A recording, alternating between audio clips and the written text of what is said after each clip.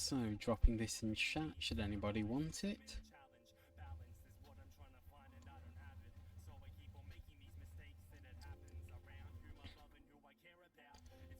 And this is Oliver Kohns' Guy Fawkes in the 21st Century, a contribution to the political iconography of Revolt. 2013, from Image and Narrative, Volume 14, Number 1, pages 89 to 104. So, Guy Fawkes in the 21st Century, a contribution to the political iconography of Revolt by Oliver Kohns.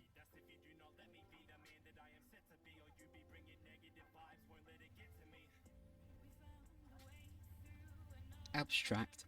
The article analyses the symbolism of the Guy Fawkes mask, which has achieved a global visibility in the protest movement Occupy around 2010.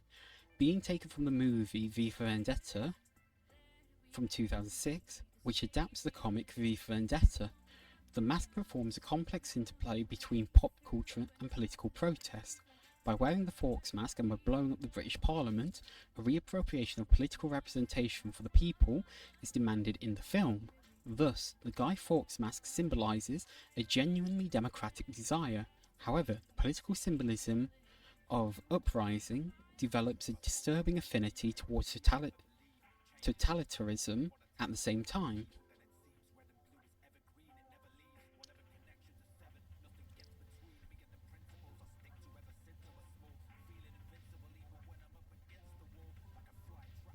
So, 1. A political sign of the times. Since the early modern period, as the Handbuch der politischen Iconography, Handbook of Political Iconography informs us, a visual politics of revolt has developed that iconographically communicates the revolt through both emblematically or allegorically condensed programmatic images and reportage-style visual journalism. Erben, page 104. A political cartoon from the Süddeutsche Zeitung, shown in Figure 1, exemplifies both these aspects of the political iconography of revolt. Figure 1, Oliver Schopf, Arabische Frühling, cartoon from the Süddeutsche Zeitung, 17th October 2011. Here showing protesters in the Arab Spring demanding freedom, protests in the English summer. This was in response to police brutality, the Occupy movement from autumn, and social protests in winter. That one I'm less familiar with.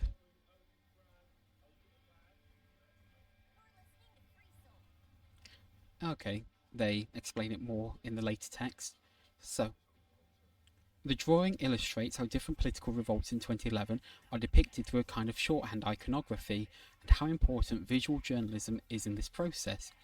The cartoon establishes a connection between the Arab revolutions in the spring of 2011, the UK quote-unquote riots in the summer of 2011, and the global protests of the Occupy movement in the fall of 2011, primarily through its iconographically synchronized gestures of protest. Notwithstanding the hotly debated question of whether the revolutions of the 21st century would have been unthinkable without the so-called social media platforms such as Facebook and Twitter, Dole, page 64, the smartphone, triumphantly held up towards the viewer here, serves to iconographically create unity across time, marked by specifying the seasons, and space, marked by the symbolic locations visible in the background, the pyramids, Big Ben, bank high-rises. The depicted figures seem to participate in one and the same revolt. The iconography of revolt possesses identificatory potential. It can provide a common historical and ideological framework for a variety of different acts of violence. What is striking is that the figure in the third panel, symbolising the Occupy protests against the power of the banks, itself refers to a tradition of the Iconography of Revolt by way of wearing a Guy Fawkes mask. This symbolically charged mask has become a trademark of contemporary protest movements. Images of such emblematically disguised demonstrators from virtually all over the world can be found in large numbers in newspapers and on the internet. Figure 2, demonstrator in Munich, 11th February 2012. Figure 3, protesters in London, 10th February 2008.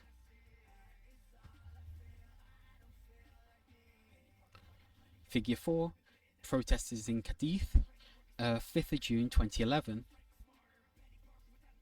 Figure 5, protesters in Quebec, 22nd of May 2012. Beyond Occupy and the Arab Spring, where the mask was used in great use, you then saw later in the Hong Kong protests towards the end of the 2010s a wide use of the mask in protests against the government there. And you also saw the mask in use in the Chilean protests around the same time as well. So, as the British Guardian newspaper has pointed out, the Guy Fawkes mask has become a political sign of the times and the en vogue revolutionary symbol for the younger generation, Montez. Lewis Cool has noted that the face of Fawkes is everywhere now, at peace rallies and anti-nuclear demonstrations, page 157, as a trademark of protest. Lishka. The mask ironically functions according to the rules of a capitalist market economy that are unanimously criticised by the protesters wearing the mask. Reisman, Stoiker and Lishka, page 96. From a purely functional perspective, it may suffice to leave it at that observation.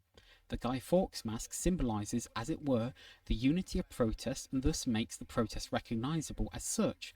The iconography of Revolt, therefore, plays as much a part in the reportage-style visual journalism as it does in staging this revolt. On both levels, the Guy Fawkes mask functions as a symbol of the protest movement's unity. A mask performs a double gesture. By veiling one face, it makes visible another. What does it signify? A protest movement gathers around or gathers under the symbol of a cartoonish, clownish mask representing the failed assassin Guy Fawkes. Or, to quote John Starobinski, what does the new face mean? Page 147. A humaneutical inquiry into the meaning of the mask leads us into the realm of pop culture. The mask does not simply represent the failed assassin Guy Fawkes, who was arrested on November 5th, 1605, for plotting to blow up James I and his parliament with 36 barrels of gunpowder. It is only through complex cultural processes and mediations that Fawkes has become a key figure in today's political iconography. Fawkes, as Lewis Cool points out, was not the leader of the Catholic conspirators on November 5th, 1605. This role fell to Robert Catesby, but the trigger man, tasked with lighting the fuses of the powder kegs, page 155. Already 1 year after the botched assassination attempt, November the 5th was declared a national holiday, and the burning of Guy Fawkes in effigy has since become a ritual component of Guy Fawkes Day. As early as the 19th century, Cool tells us Guy Fawkes Day was instrumentalised for local uprisings against state authority, with the perception of the Guy Fawkes figure also changing. The quote-unquote Fawkes image, ritually burned on November 5th, now came to mean resistance to the emerging disciplinary regime of modern municipal government, page 155. In the course of the 20th century, Guy Fawkes Day in England developed into a sort of carnival, an opportunity for restrained anarchy. Reisman, Stoiker and Lishka, page 92 onwards. Today's perception of the figure, however, is defined primarily through its pop cultural mediation. It is in fact an idle query to debate the question of whether the historical Guy Fawkes, a quote-unquote Catholic fanatic, according to Lischka, a quote-unquote religious terrorist, according to Posner, is a suitable symbolic figure for the protesting youth of the 21st century.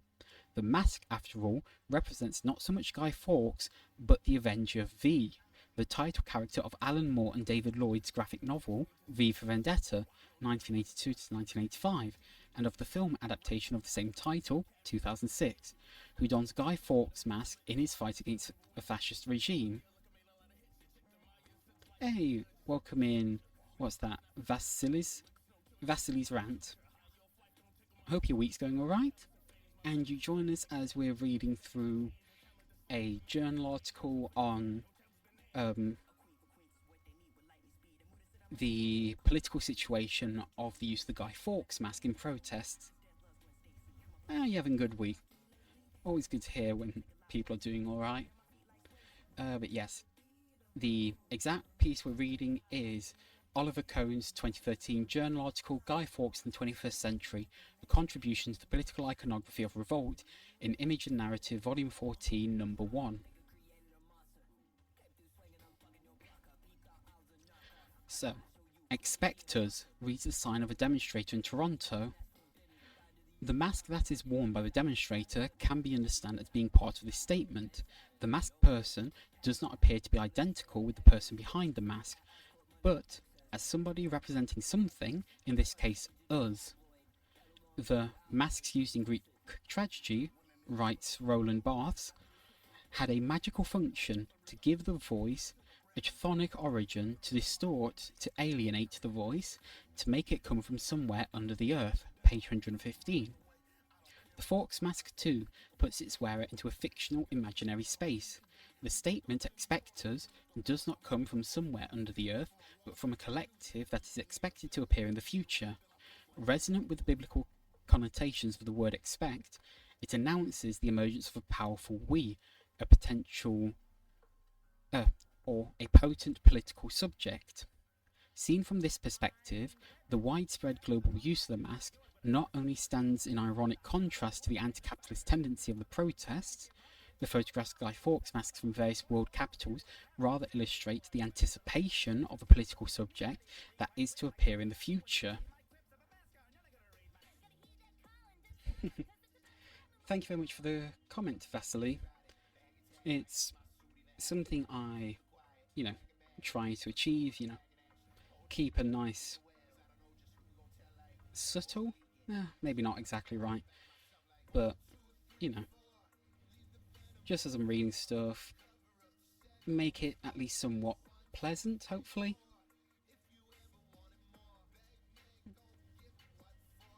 So, yeah, I'm glad it's, hitting the ballpark for it at least. So, on to section 2. Anonymity versus authorship, Hobbes. The primary function of a mask is to conceal. Professional revolutionaries like to live inconspicuous lives, at least until the day when the revolution breaks out openly.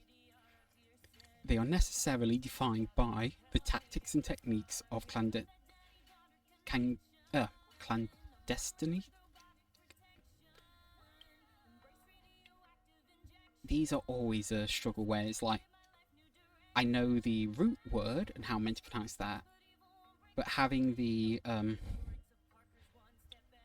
affix on it throws off, the whole pace for it. So, they're necessarily defined by the tactics and techniques of clandestinity. Horn, page 29. Visibility must be avoided, states The Coming Insurrection 2005. An anonymously published treatise that is touted as a primer of today's protest movements. Our appearance as a force must be pushed back until the opportune moment. The longer we avoid visibility, the stronger we'll be when it catches up with us. Invisible Committee, page 76. This logic, according to which the mere act of remaining invisible will result in an increase in strength, probably derives less from the experience of revolutionary struggle than from the tradition of philosophical anthropology and ethology. Power is impenetrable, writes Elias Canetti in Crowds and Power. The man who has it sees through other men, but does not allow them to see through him, page 292. In this sense, impenetrability is the most obvious function of political masking. It is therefore not surprising that the first protesters to wear the Guy Fawkes masks were members of the internet-based Anonymous collective. As anti-Scientology protests initiated by Anonymous in February 2008 in more than 100 cities worldwide, the Guy Fawkes mask emerged for the first time in the public consciousness, and subsequently became the visible trademark of Anonymous. Reisman, Stoiker and Lischke, pages 63 and 91. It was only when others imitated the aesthetic appearance of the marches organised by Anonymous that the Fawkes mask became a common staple of protest. The Fawkes mask may well provide anonymity, de-individualise and increase impenetrability, but it certainly does not conceal or make invisible. To address the question of political meaning of masks at a more fundamental level, it might be worthwhile to look at several passages from Thomas Hobbes' Leviathan, 1652. For Hobbes, the creation of the state is essentially defined as the establishment of sovereignty. This happens when subjects enter into a contract that legitimizes the sovereign as their acknowledged representative. In chapter 17 of Leviathan, Hobbes writes, "And in him consisteth the essence of the commonwealth, which, to define it, is one person, of whose acts a great multitude, by mutual covenants, one with another, have made themselves every one the author." Emphasis in the original, page 114. What it means that the subjects of the state becomes its author is explained by Hobbes in his comments on artificial persons. According to Hobbes, artificial persons are those that have their words and actions owned by those whom they represent. Page 107. The English word owned explicitly denoting the act of recognition as an appropriation. And then, Hobbes continues, the person is the actor, and he that owneth his words and actions is the author, in which case the actor acteth by authority. Page 107.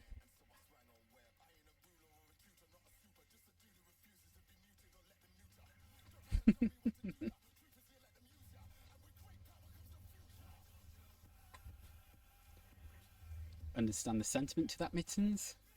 And exactly pages.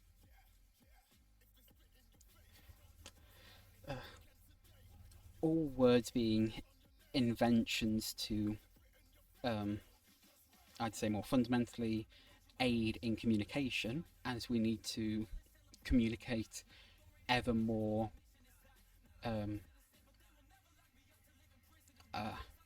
in-depth, technically specific ideas and topics. We are constantly having to, invent new language to be able to do that.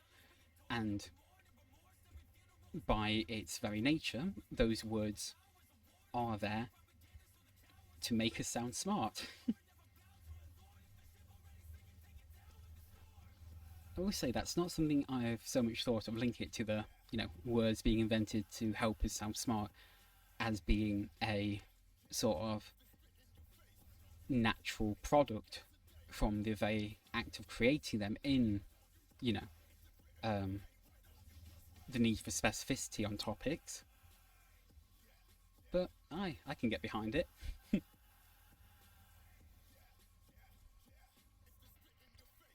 So, for Hobbes, the state is an artificial person that is essentially characterized by its power to represent its subjects. Because the subjects have to recognize the words and actions of the state as their own, every rule by the state is ruled by representation. In Hobbes' description, the state's representation, and thus the condition for the possibility of the state's existence, is systematically linked with aesthetic, especially dramatic works.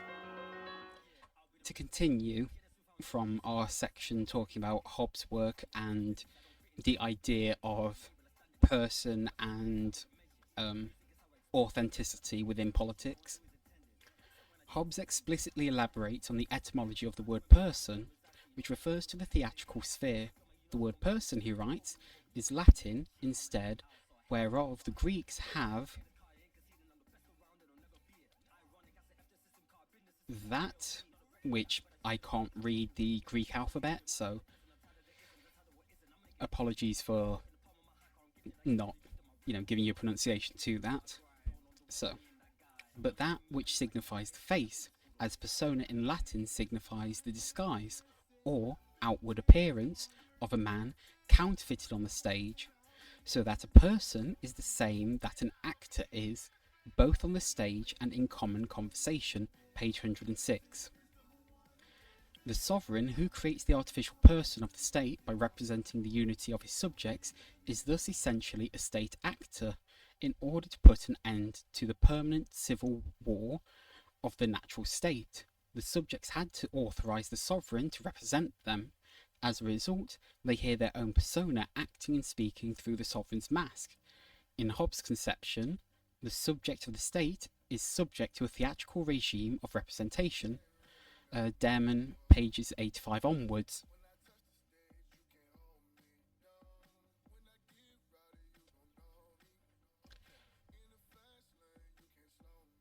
Okay, next one's another chunk of a paragraph, so before that. Welcome in, Tomash.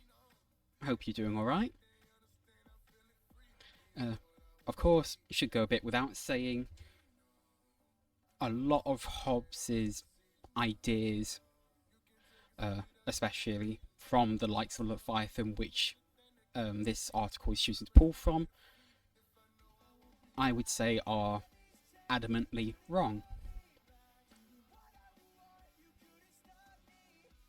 But it is an interesting thing that we can, look back to at least. Pages.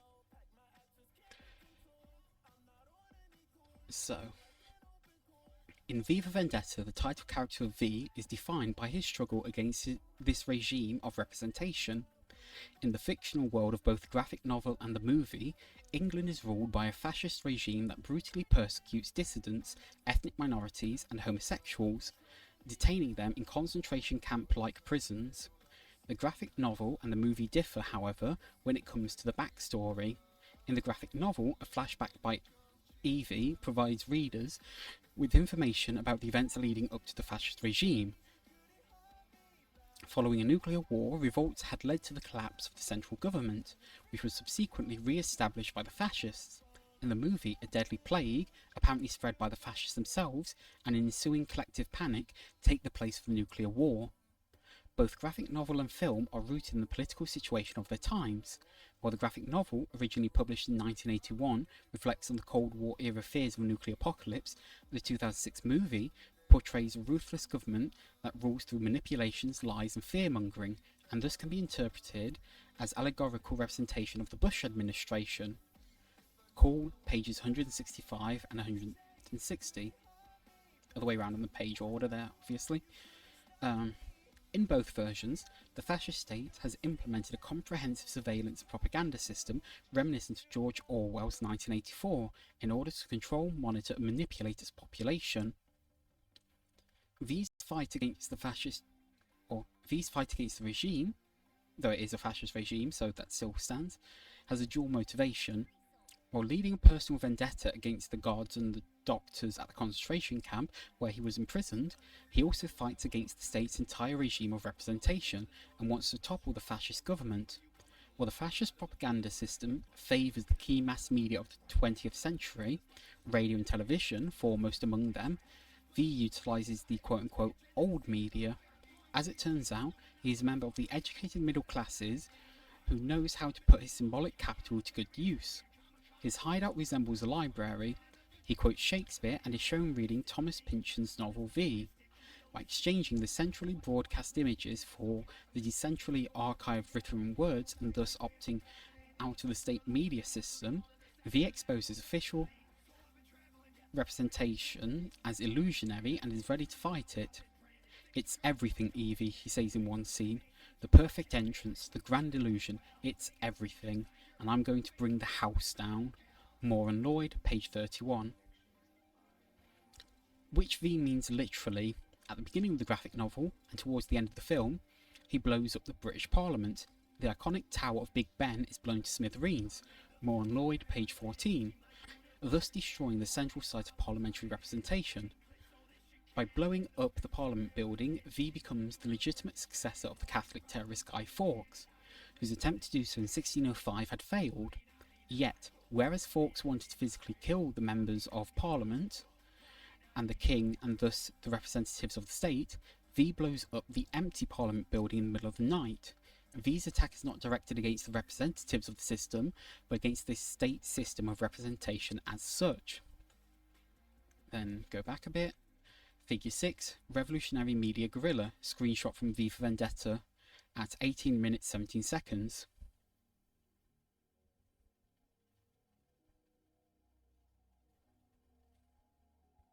The state system of representation is also the target of V's hijacking of the central television station. By interrupting the regular programming with his own video message, he expropriates the state's propaganda channels and turns them against their authors. Fully in keeping with the tradition of European revolutions, V's television address is directed at all recipients. In the graphic novel version, it is explicitly addressed to all of humanity. The democracy of every European revolution always appeals to all. In Luther's case, through the printing press. In Lenin's case, through his famous radio telegrams to all, wrote Eugene Rosenstock, page 219. Any revolution deserving of its name wants to come into the world and communicate to the entire world a new beginning and a new order, page 5. The possibility of communicating the revolutionary idea to the entire world, paradoxically, is provided by the state's culture of communication and representation.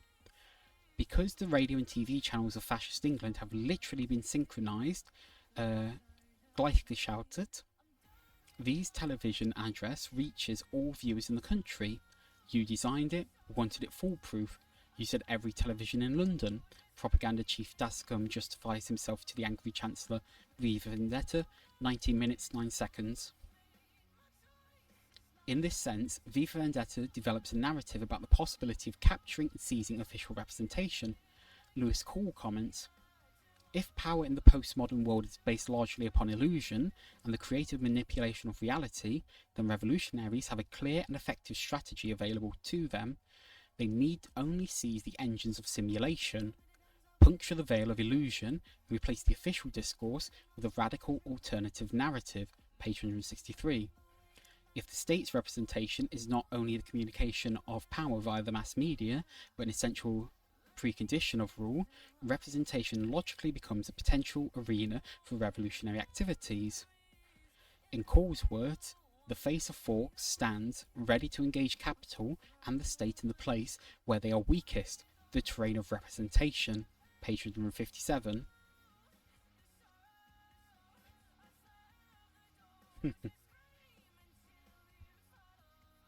I understand that reference, General Strike.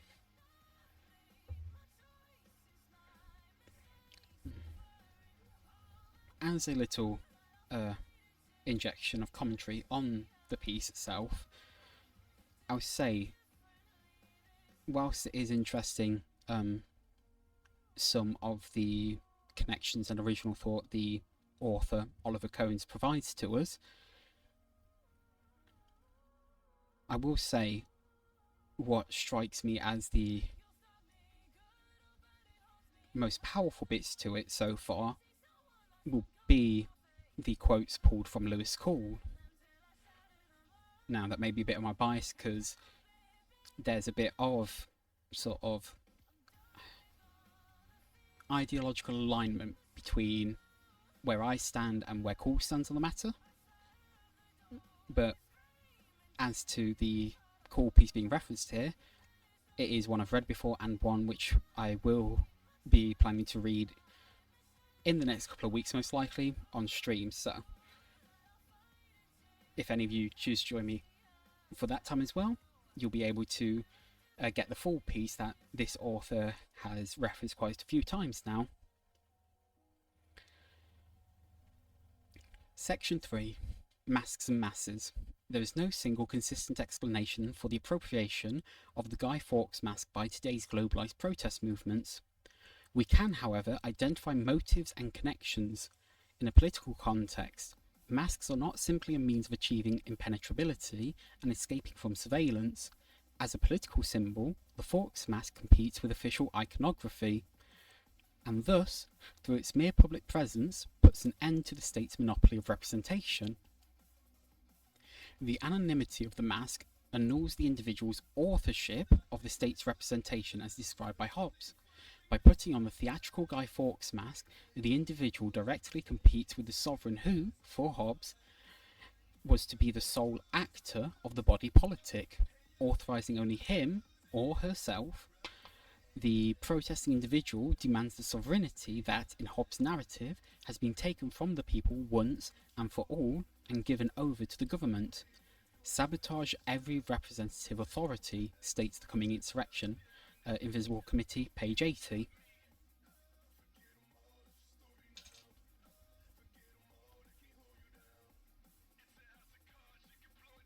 The self-masking self-installation of a competing political representation stands in the tradition of V's revolutionary strategy in V for Vendetta. In the film version, V explains to Evie his theory of political symbolism, which aims to erect political symbols that compete against the state's policy of representation. On blowing up the parliament, V says, "The building is a symbol, as is the act of destroying it. Symbols are given power by people. Alone, a symbol is meaningless. But with enough people, blowing up a building can change the world." V for Vendetta, 31 minutes 10 seconds.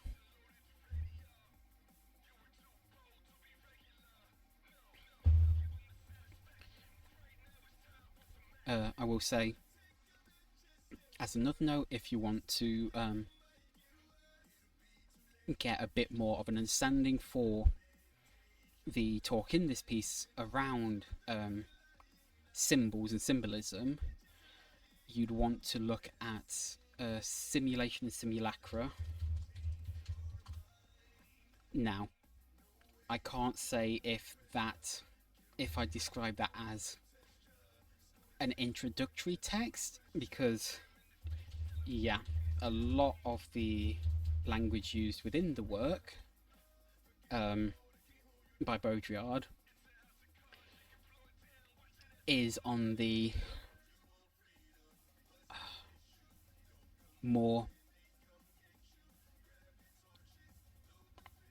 I wouldn't say advanced side, but the language is rather occultic. That is, it's under a sort of occultation.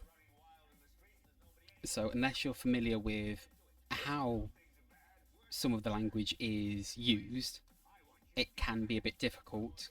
That's not to say, you can't pick up the book and, get straight into it. It's just, a bit of a warning there, because yes, it's in a lot of the sort of postmodern tradition, it can be difficult, and I speak to that from experience in my attempts at reading things like Simulacra and Simulation and other postmodern works, where it has taken me a good few goes through to start to get an understanding of where things are.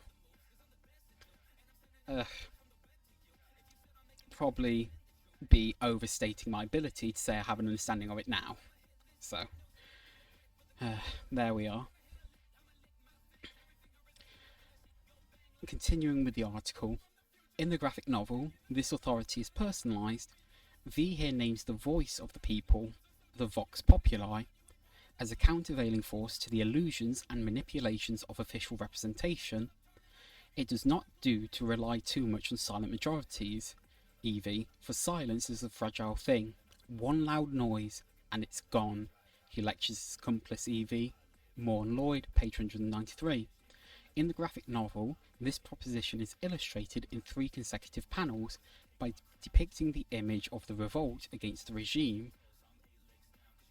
Entirely without speech bubbles, they speak all the more eloquently about the power and force of the voice. Moore and Lloyd, page 194. Figures 7 and 8, panels from V for Vendetta.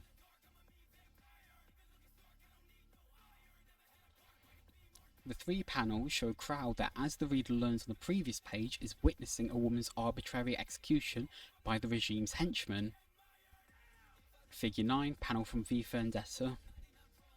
The first panel shows the people in the front row looking aghast, presumably at the scene of the killed woman. At the centre, we see a young man whose face is distorted with rage and who seems to be shouting something. Two other people in the panel turn their heads to look at the shouting man. The second panel shows the infectious power of the man shouting. At its centre, we see the same angry young man, but now two more people, a man to his left and a woman to his right, have joined in the shouting, as is signalled by their angry faces and gestures, the clenched fists. The third panel shows no full faces, or spectators for that matter, but only shouting mouths and a clenched fist. In a commentary inserted between the second and third panel, V explains the political symbolism of the images. Noise is relative to the silence preceding it. The more absolute the hush, the more shocking the thunderclap. Our masters have not heard the people's voice for generations, Evie. Moore and Lloyd, page 194. In as little as 3 panels, V for Vendetta narrates how easily the voice of the people can become so strong that it can no longer be ignored. The section of the graphic novel that contains these panels is entitled Vox Populi, the phrase alliterating with V, the pseudonym of the main protagonist. Even though the phrase Vox Populi, Vox Dei can be documented as early as the early Middle Ages, the idea of the Vox Populi is of genuinely romantic origin. For Rousseau, the basis of political decision-making is the volonté générale, the general will, which he identifies with the voice of the people, positing a link between political decision-making and the will present in the voice of the people. Rousseau radically and consistently excludes every form of representation from his conception of politics, in contrast to Hobbes, for whom representation is the basis of politics. Sovereignty, for the same reason as makes it inalienable, cannot be represented, Rousseau writes apodictically in his Social Contract. It lies essentially in the general will and does not admit of representation. It is either the same or other. There is no intermediate possibility. Page 83. This statement is emphatically endorsed by Carl Schmitt in his Constitutional Theory of 1928. Only the present, truly assembled people are the people and produce the public, writes Schmitt. The correct idea that supports Rousseau's famous thesis that the people cannot be represented rests on this truth. They cannot be represented because they must be present, and only something absent, not something present, may be represented. Page 272. Schmitt also cites the sentence, "The people's voice is the voice of God," and interprets it as the rejection of all political influences and effects not originating from the substantial homogeneity of the people themselves. Page 267. For Schmitt, the people is a people only when it expresses itself as presence. From this interpretation, Schmitt derives a radical critique of the modern parliamentary system. Secret ballots, he writes, transform the state citizen or citoyen into a private man, as a result of which the gathering of those present has become impossible. Page 273. According to Schmitt, the people in a parliamentary democracy, in his case the Weimar Republic in 1928, are no longer a people as they are not present or truly assembled.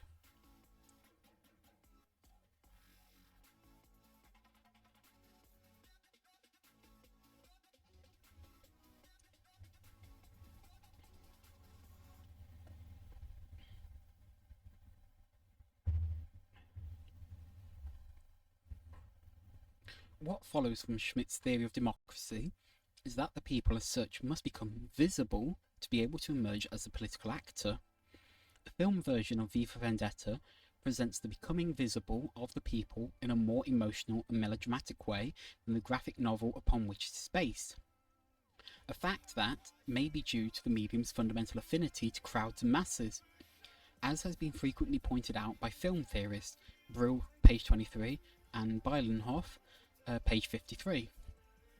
As a result of this affinity, every staging of a people in the process of formation, from the time the medium was invented, is a filmic quotation. V for Vendetta is a prime example. The People's March at the end of the movie is the emotional climax of the film. V has finally achieved his aim of mobilizing the masses against the state. The emergence of huge numbers of people wearing V's Guy Fawkes mask marks the appearance of the people as a political subject, and thus the end of the fascist regime. This staging of the people in the process of forming themselves into a dramatic and political actor can easily be identified as a filmic quotation from Sergei Eisenstein's silent film Battleship Potemkin, a model and inspiration for all subsequent filmic stagings of the masses. Battleship Potemkin shows how the mass becomes visible and at the same time becomes a subject as a people. In its depiction of the mass formation into a political and revolutionary people, V for Vendetta 2 takes its visual cues from Battleship Potemkin. Figure 10, screenshots from V for Vendetta, 1 hour 56 minutes 15 seconds. Figures 11 and 12, screenshots from Battleship Potemkin, at 36 minutes 24 seconds and at 42 minutes 35 seconds. Like in Battleship Potemkin, the people in V for Vendetta appear like a river, a steady flow of people moving slowly but therefore all the more unstoppably. Beilenhoff, page 55. The physical movement denotes both a formation into a unity and a projection into the future, even though no clear goal may be recognisable. Rivers, writes Elias Canetti, are especially a symbol for the time when the crowd is forming, the time before it has attained what it will attain. Page 83. The motif of the bridge, ubiquitous in Battleship Potemkin but also important in V for Vendetta, additionally symbolises the connection and unity of the people as they are moving towards each other.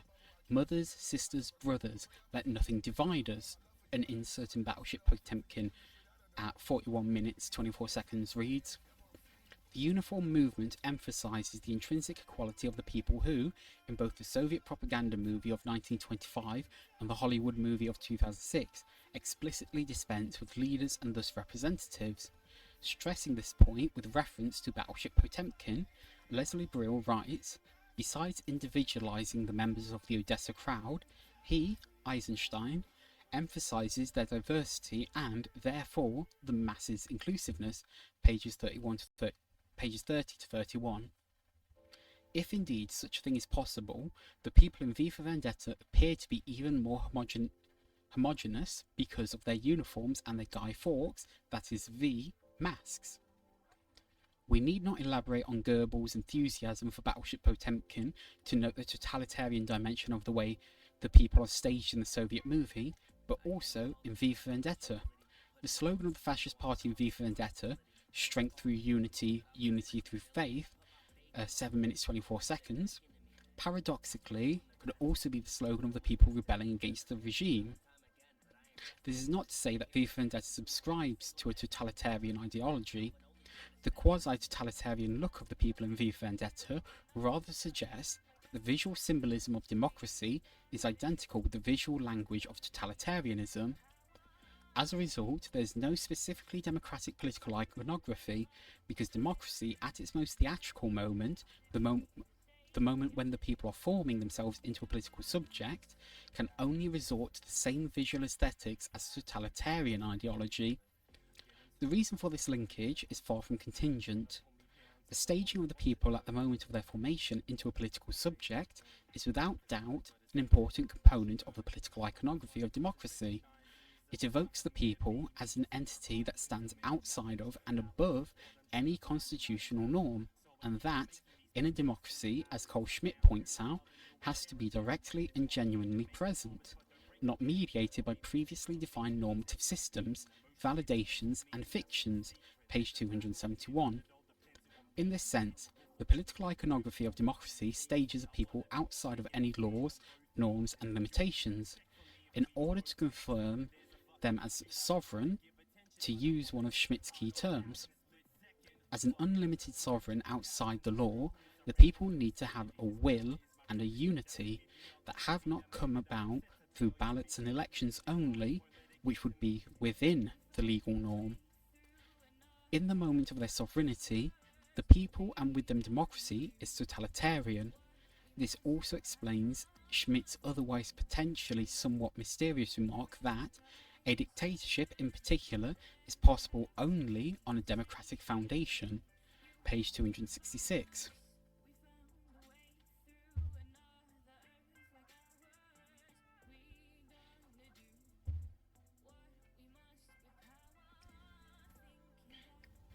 I would therefore disagree with political scientist Philip Mano, who has proposed that the symbolic forms of parliamentary representation, page 3, constitute the specifically democratic form of political iconography.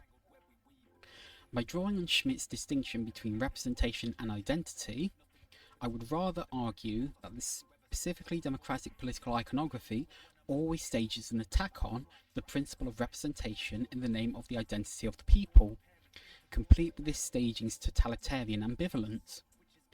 The political iconography of democracy is therefore centrally an iconography of revolt against the state, an iconography in which the people form themselves into a political subject. The identification with Guy Fawkes, which is characteristic of the protest movements in the year 2011, is thus rooted in a specifically democratic desire. Seen from this perspective, the wish to blow up the parliament and with it the state's entire system of representation expresses the genuinely democratic desire to install the people as sovereign outside any norms, laws or other limitations. V for Vendetta is essentially a staging of this desire, and the Guy Fawkes mask is its iconographic symbol. This is not to say that every single demonstrator wearing Guy Fawkes mask is aware of these connections and their ambivalences. The Occupy movement, which adopted Guy Fawkes as its political symbol in the fall of 2011, explicitly refuses to propose a cohesive political ideology or objective. It is a movement with no clear goal or agenda, Piper. No concrete political agenda, no leaders. The mask, last but not least, symbolises an abstinence of political heroes, who have an individual personality and belong to a specific ethnic group and gender. The Occupy movement resists definition, and its identification with Guy Fawkes, or V, cannot be interpreted with full certainty. What the protest movements share, however, is a critique of representation, primarily by criticising the system of representative democracy via the slogan "We are the 99%, but also by consistently refusing to be represented politically, a stance that permeates the essay The Coming Insurrection, by demanding democratic control of the financial industry and by favouring the abolition of paper money, Piper. In this context, the Guy Fawkes mask essentially symbolises the fight against the principle of representation in the name of identity. Taking a cultural studies approach allows us to explore and call attention to symbolism's history and ambiguities.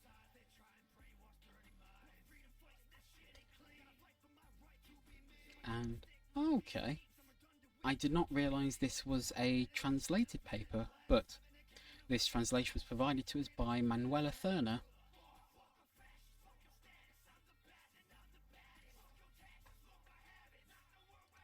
So, that was Oliver Kohns' 2013 journal article, Guy Fawkes in the 21st Century, Contribution to the Political Iconography of Revolt, in Image and Narrative, Volume 14, Number 1, pages 89 to 104.